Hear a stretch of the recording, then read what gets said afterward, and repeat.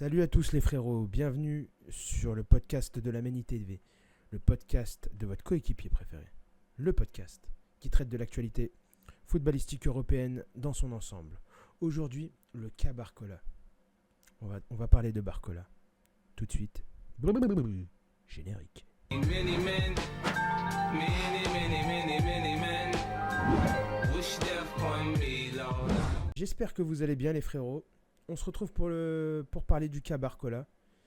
Je trouve que dans cette équipe parisienne, c'est le joueur qui a le plus, qui a le plus progressé, qui nous a le plus surpris de par son importance dans le système de Luis Enrique, dans l'apport collectif qu'il amène.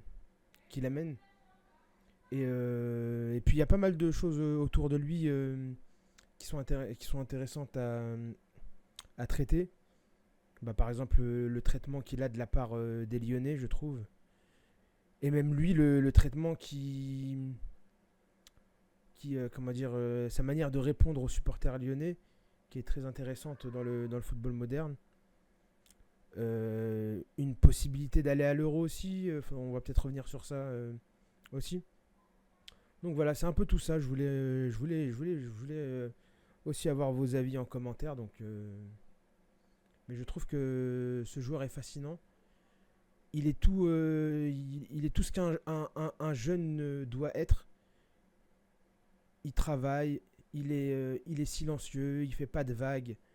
Il est vraiment. Je pense que dans les recrues parisiennes, c'est vraiment le joueur qui ressort le plus en termes de qualité. Déjà, qualité-prix, je pense que c'est le plus intéressant. Parce que quand on fait le tour, c'est celui qui a le meilleur rendement au vu de son âge et de son prix. Quand on repense qu'au début de saison, beaucoup pensaient qu'il n'avait pas fait le bon choix. Pour l'avoir vu l'année dernière, beaucoup jouer avec Lyon. Franchement, l'entente avec Lacazette l'année dernière était sensationnelle, hein. C'était vraiment incroyable ce qu'ils ont proposé tous les deux l'année dernière. Ils avaient une telle entente. Je pense que Lacazette termine, je sais plus à combien de buts, mais il peut vraiment remercier Barcola de lui avoir donné autant de bons ballons l'année dernière. Et c'est pour ça que moi j'étais très content de l'achat de Barcola, en sachant qu'il allait être en rotation, donc je m'attendais pas à grand chose. Et force est de constater que au final, Kolo Muani n'a pas fait l'affaire, malgré toutes les chances qu'il a eues, et Barcola a su saisir à chaque fois les opportunités. Et ce qui est bien, c'est que ça soit en titulaire ou en entrant, il fait tout le temps la différence. Même dans des matchs où Mbappé n'arrive pas à avoir une seule occasion, lui, en étant placé sur le même poste qu'Mbappé, il fait des appels à vide, il arrive toujours à partir dans le dos des défenseurs, il a toujours un face-à-face, pas toujours bien géré, mais je pense que ça, c'est son axe de progression. Il y a encore, quand on voit Dembélé à 26 ans, 27 ans, qui a encore du mal avec la finition, on va pas en vouloir à un gamin de 20 ans de ne pas réussir ses face-à-face. Donc je pense que la finition, ça sera son axe de progression, la prise de décision pour marquer, pour faire le bon geste au bon moment, mais honnêtement, sinon, mis à part ça, il perd très peu de ballons dans des zones risquées, il dribble toujours au bon endroit. Honnêtement, moi franchement, il me régale à 100%. Il me régale à 100%. Sinon, sinon franchement, y a pas grand chose à dire sur ça, hein. Honnêtement, je pense que sur ça, on va être tous d'accord. On va tous être d'accord, hein. Bravo à Barcola, c'est sa première saison au PSG. Réussir à s'imposer comme ça avec une concurrence aussi féroce, surtout quand on sait que Luis Enrique aime beaucoup, aime beaucoup faire tourner. Franchement, il a saisi il a saisi toutes les opportunités. Franchement, autant il y en a certains, tu les vois, ils rentrent, ils traînent un peu ils traînent un peu la patte, ils ont pas trop envie. Ils ont une attitude nonchalante. Alors lui, c'est tout le contraire, hein. Chaque fois, il rentre, il fait la diff. Il est titulaire, il fait la diff. S'il fait pas la diff, il est là, il a de l'envie. Tout n'est pas parfait, mais franchement, merci Campos, il a pas fait que des choses bien, mais ça au moins c'est parfaitement réussi. Deuxième point à aborder aussi sur le cas Barcola, c'est la crispation qu'il génère au sein des supporters lyonnais. Je trouve ça dommage que un joueur qui est donné autant sur sa saison pleine, là, où il a donné des super ballons à la Casette. Je pense que leur duo là, il était vraiment incroyable. Euh,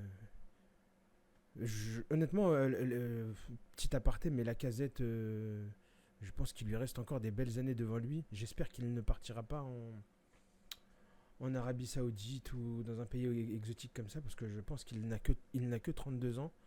Quand on voit la carrière de Benzema qu'il a eu après ses 32 ans, ou même Cristiano Ronaldo, je me dis, ça serait du gâchis on va dire, qui mettent entre parenthèses fin à sa carrière de haut niveau aussi rapidement. Parce que je pense qu'il a encore des choses à donner et honnêtement, vu que Paris va chercher un buteur, je le trouverais. Je trouve qu'il a toutes les qualités requises pour jouer dans le système de Luis Enrique. D'aller mettre 120 millions sur un Osimhen, je trouve que lui, il sait jouer avec les autres. Il a cet instinct dans la surface et tout qui lui permet de vite se retourner, de trouver la bonne frappe, le bon angle. Vraiment, j'adore cet attaquant. Et pour en revenir à Barcola, c'est dommage d'en arriver à cette confrontation perpétuelle et incessante à chaque fois, chaque rencontre. Dès que le joueur il fait un bon match, on voit sur les réseaux les Lyonnais très agacés. Mais après, pour tempérer le truc, je peux comprendre aussi les Lyonnais. Parce que cette génération, je crois que c'est Sofiane qui disait ça dans une émission. C'est vrai que cette génération, ils ont une manière de communiquer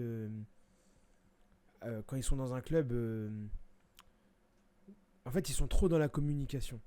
C'est-à-dire qu'ils sont là, ils sont dans le club, ils communiquent pour se faire aimer. Tous ces joueurs ils communiquent pour se faire aimer de leur public sans penser au moyen long terme. C'est-à-dire qu'à tout moment, les mecs vont partir dans 2 jours, ils le savent, mais les mecs continuent à communiquer tant qu'ils sont dans le club comme s'ils allaient rester sur 4 ans. Et je pense que ça, je pense qu'il y a un truc qu'il ne faut pas faire, c'est jouer avec les émotions des supporters. Après, il est jeune, donc forcément, il n'a pas encore tous les codes. Je pense que lui, il pensait bien faire. Je pense qu'il aime sincèrement l'Olympique Lyonnais. Sauf que il a eu cette opportunité. Je pense que les dirigeants l'ont un peu poussé à partir aussi. Je pense que c'était une opportunité à ne pas louper pour Lyon et pour lui. Faut pas me faire croire, mais 50 millions pour Barcola à l'époque, tout le monde pensait que c'était surpayé. Hein. Aujourd'hui, on se rend bien compte que 50 millions pour un joueur offensif de cette qualité, qui est capable d'avoir cet impact en Ligue des Champions, bah en vrai, c'est pas grand chose. Donc, et donc là, ils sont, voilà, les deux côtés se renvoient un peu la balle. Euh, que ça soit lui, Loukeba ou Malo Gusto, ils sont dans une posture un peu vexée qu'on leur reproche d'être partis. Puis en plus, c'est de manière virulente. Donc eux, ils répondent aussi de manière maladroite. Aller célébrer devant le parquage, c'est pas très malin. Mais après, ils sont dans une posture où ils se sentent vexés, donc ils répondent. Et on va dire c'est dommage que d'en arriver là avec un joueur du centre de formation. Je pense que j'espère que ça s'arrêtera vite tout ça parce que c'est vraiment on n'est pas sur un joueur qui a trahi l'Olympique Lyonnais. On n'est pas sur un joueur qui est parti libre alors qu'il a été formé à l'Olympique Lyonnais. On est sur un jeune joueur qui a rempli les caisses d'un club en crise, qui était en pleine vente, qui venait juste de se faire racheter par un nouvel investisseur. Cet argent au mercato d'hiver a permis au club de se renforcer sur quasiment tous les postes et passer d'un club qui était en train de jouer le maintien à un club qui est en train de jouer l'Europe sur les 4 dernières journées de championnat. Donc d'un côté comme de l'autre, va falloir avaler la pilule, et il va falloir se montrer un peu plus grand seigneur et laisser couler parce que franchement, ça en devient un peu ridicule. Troisième point que je voulais aborder avec vous sur le cas Barcola, bah forcément, on va s'emballer un petit peu. Mais moi, pendant les grandes compétitions internationales en équipe de France, j'aime bien cette petite touche de folie dans la sélection avec un nouvel arrivant frais qui va bousculer un peu la hiérarchie établie, surtout avec Deschamps qui est insupportable. Et je pense que Barcola, c'est vraiment le type de joueur qui correspond à ça. Euh, Comme je l'ai expliqué précédemment, sorti de banc, il est impactant.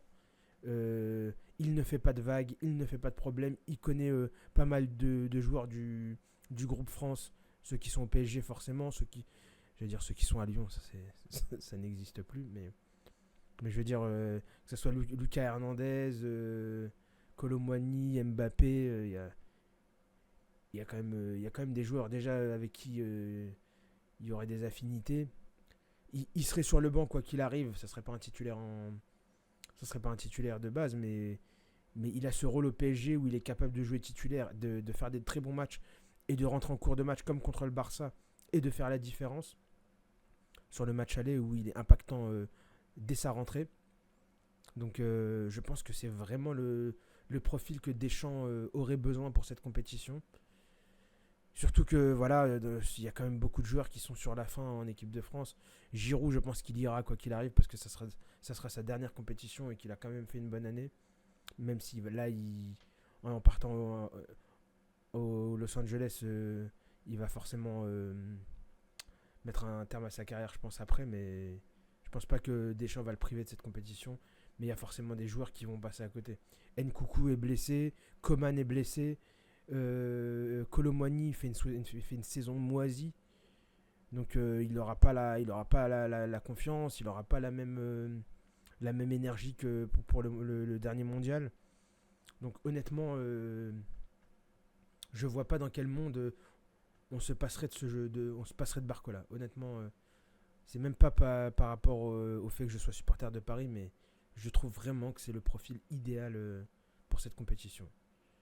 Donc Didier Deschamps, si tu m'entends, convoque convoque Kolo Muani, bordel, non s'il te plaît. Convoque pas Kolo Muani. Convoque Barcola, s'il te plaît.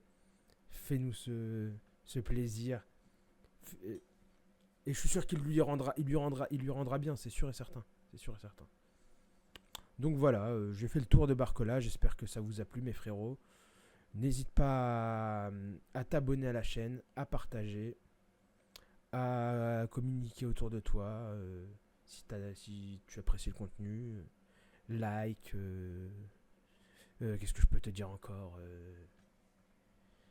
puis c'est tout, hein. Allez, on se retrouve pour un prochain podcast je vais dire l'année prochaine, demain, après-demain, et que le football soit avec vous, mes frérots. Faites attention à vous. Je vous dis à bientôt. Ciao.